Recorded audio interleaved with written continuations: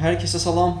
Bugünkü videomuz Donald Trump'ın açıklamasının üzerine parasetamolla əlaqədardır. Donald Trump yaxınlarda bir açıklama vermişti. Tylenol, yani bir parasetamol dərmanı hamilə qadınlar istifadə etdiği zaman onların uşaqlarında otizm spektrum bozukluğu, yani autizm yaradabilirler demişti Donald Trump. Ve tabii ki bu camiada olmayan insanların, hele hamilə qadınların ağıllarında böyük sual işaretleri yaratmağa yetmişti. Yani dəlinin biri quyuya daş atır ve 40 ağıllı onu çıxarmağa çalışır. Ve bugün məhz bu videoda parasetamolla ilgili sizin bilmeniz olduğu informasiyalar vereceğim. Çünkü bunu izleyecek, inanıram ki, tibdən kənar insanlar olacaq, hele ki qadınlarımız olacaq. Onların ağıllarındaki sual işaretlerini ortadan kaldırmak için bu videonu çəkirəm. Parasetamol 19-cu əsrin sonlarında sintez olunmağa başladı molekulyar olarak ve Almanya'da bu arada. Ve 1955-ci ilə qədər də parasetamol yaygın değildi. Çünkü daha məşhur ağrı kesiciler var idi.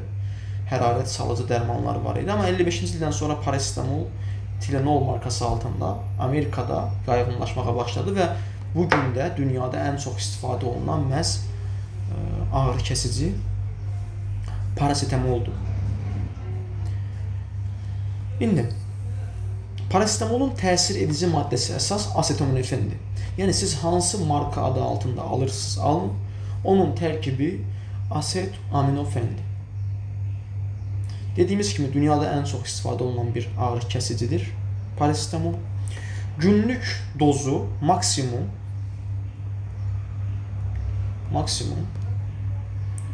4000 milligramdır. Bizim evlerimizde olan parasetamol 500 milligramdır.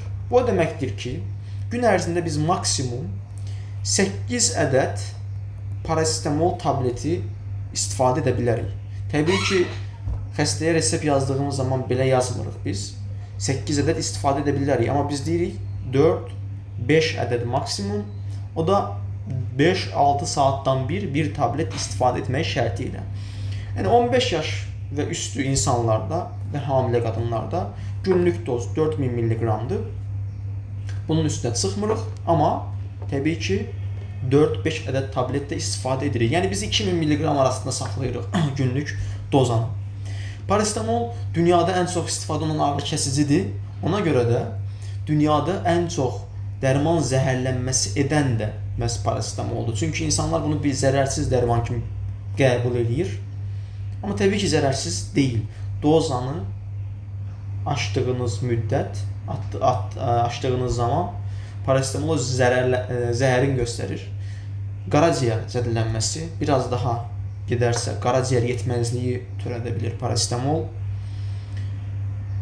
Hem insanlar bunu zərərsiz hesab etdiyi üçün, hem reseptsiz satıldığı üçün parasetamol zəhərlənməsinə dünyada çox rast gəlinir. Amerikada nömrə 1 dərman zəhərlənməsidir parasetamol. Və hamilələrdə güvənlə istifadə edə bildiyimiz tək qeyri-steroid iltihab əleyhinə dərman maddəsidir parasetamol. Yani parasetamoldan başka güvənə bir qeyri-steroid yoxdur. Bəli, çətin anlarda, çətin məqamlarda qalanda parasetamoldan başka istifadə olunurmu? Olunur. İbuprofen, misal üçün naproxen, misal üçün deyirəm, veya diklofenak, misal üçün deyirəm.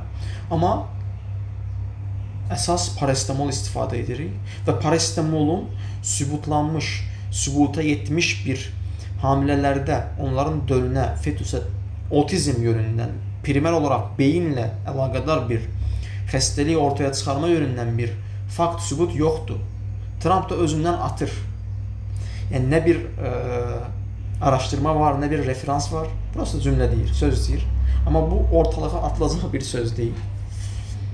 Çünkü mən inanıram ki, Trump'ın o sözünə bağlı neçə qadın artıq həkimin göstərişinə baxmayaraq yüksek temperaturda parasetamol qəbulundan imtina eləyə bilir və eləyəcək bundan sonra da.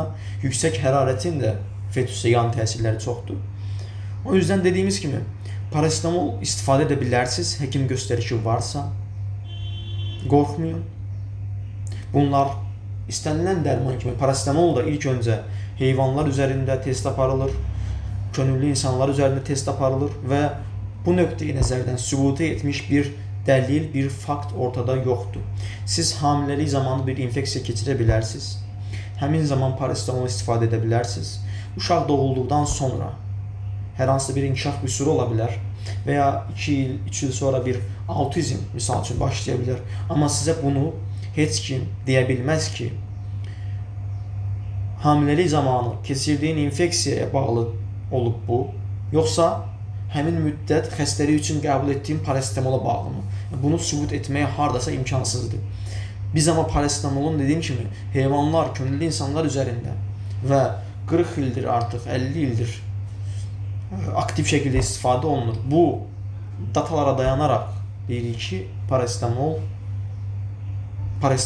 elə bir yan təsiri sübuta yetməyib və ya yoxdur. Həkim göstərişi ilə parasetamol istifadə edin hələ ki hamiləlik zamanı. Belə, başqa bir Donald Trump'ın tibblə bağlı açıqlaması sonrası görüşmək diləyilə. Sağ olun.